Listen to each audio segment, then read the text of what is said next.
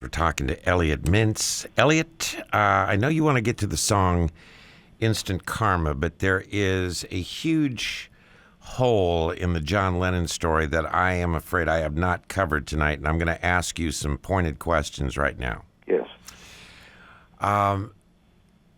Amidst all of the love and home life that he had with Yoko and Sean, the fame and adulation he had with the Beatles, there was a very, very disturbing and dangerous part of their lives that John and Yoko had to go through, and I'm referring to now the political arm of the United States government who came after them in a very, very serious way. And I don't know that everyone realizes how serious that was, and I want you to speak to that for me. There is a marvelous book called Come Together, written by Professor John Wiener. That would be available for anybody who wants to look at it in the library. And what Professor Wiener did was he filed one of those Freedom of Information Act suits seeking all the secret documents that the FBI and other intelligence agencies within the United States had gathered on John and Yoko during the Nixon administration, believing that they were radical peaceniks bent on influencing young people to do questionable things. And in an effort to, they tried to kick him out of the country. They tried to get rid of him. They tried to deport him. And he spent years fighting this case all the way up to the Supreme Court to prove that,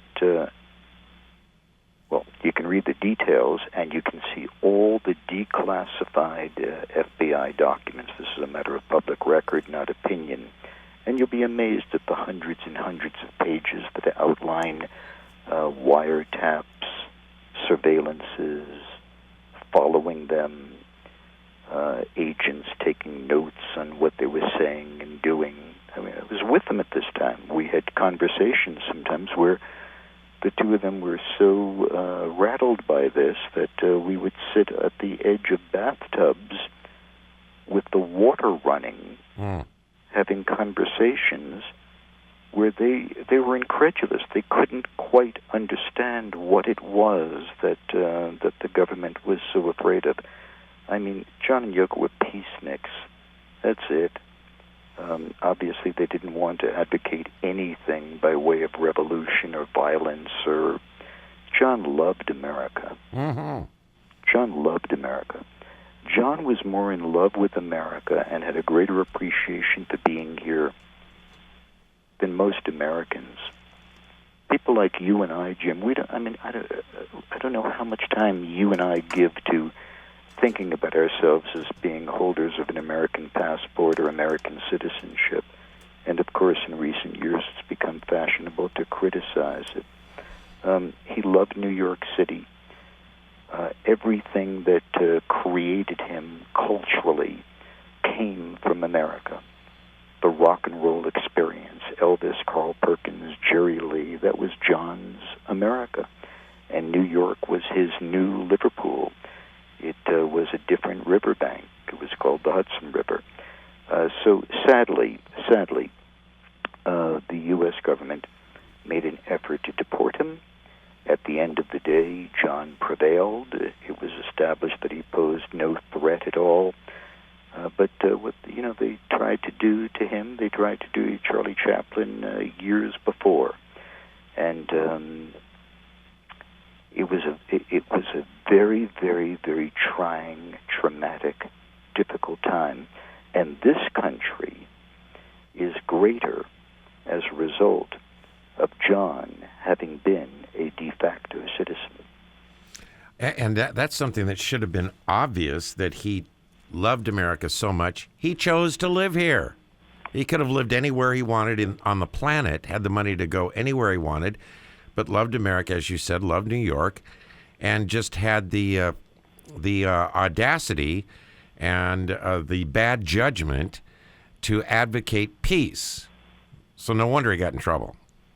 There was one line that he used that was a bit, I don't know, a little too sardonic, a little too cynical by Elliot Mintz standards, but it was his statement when he walked out of the immigration office with green card in hand and was asked by the throng of reporters how he reacted to all those people, including H.R. Holden and others in the Nixon administration who tried so desperately to get rid of him. He said, quote,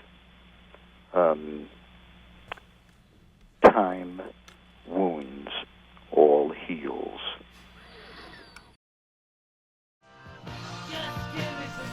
John Lennon and Give Me Some Truth on 95.5 KLOS Los Angeles. We've been paying tribute to John Lennon all day long on KLOS, from Mark and Brian to Cynthia Fox to Bob Buckman to Gary Moore to yours truly. And it's such an honor to have Elliot Mintz with me on the phone. Let me take care of the last bit of business this hour. It's a very short commercial break.